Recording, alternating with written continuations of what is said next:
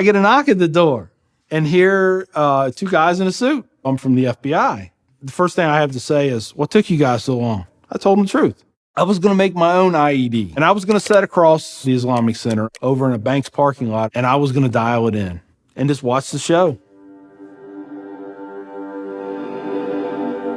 Growing up, I saw a movie, and it was Rambo.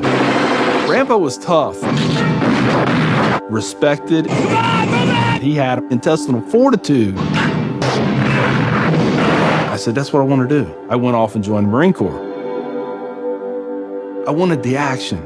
The first time I got shot at, I remember looking at my watch and I says, man, this time last year I was in English class. I fought several times in the Middle East, Desert Shield, Desert Storm, South America, Philippines, Somalia. I think the worst things that I have seen is dead children. I had to suck it up. I had to be there for my guys. Each one of those teardrops stands for a confirmed kill. I stopped adding after 26. Where I was taught, Marine Corps, just own it and then let it go. But there comes a time when there's too much of that and you can't turn it off anymore. I want you to give me a window into your state of mind at that time.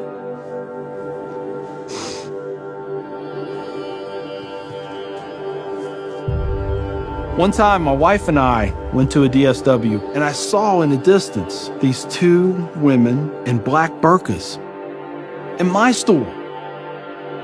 I cried as I prayed for enough strength to go over there and break both their necks. I was just angry. I was just full of hate, and it just fed off itself. At that point, I was drinking a half-gallon of vodka every 2 days. I had devised a plan, create my own IED, homemade bomb, and I was going to set it off right outside the Muncie Islamic Center. 200 plus killed or injured. That was the plan. I saw an opportunity to do one last thing for my country. This was my rationale. I knew I would end up in a federal prison with a needle in my arm. I didn't care. My hatred of Islam, it was the only thing that was keeping me alive. So one day my daughter comes home, second grade maybe.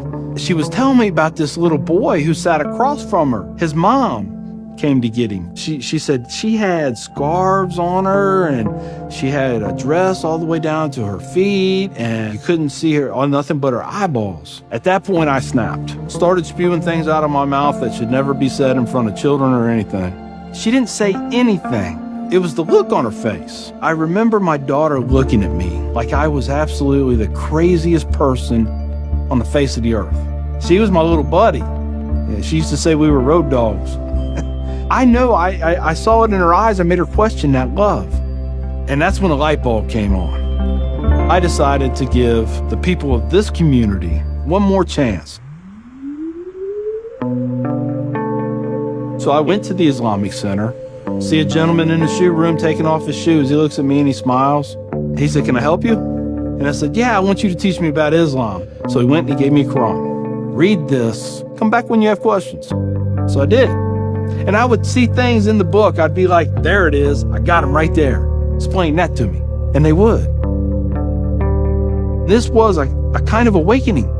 Long story short, 8 weeks after that first day I stepped into the Islamic Center, I became a Muslim.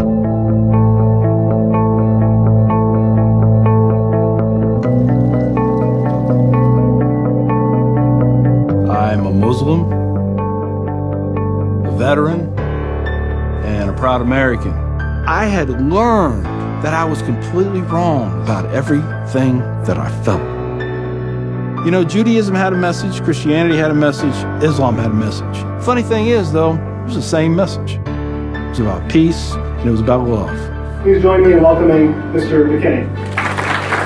My big thing is now to stop the hate. Nothing good has ever come out of hatred. I've done too many things. I've hurt a lot of people. I have to live with that. But if I can stop somebody else on the path of non-forgiveness, I won.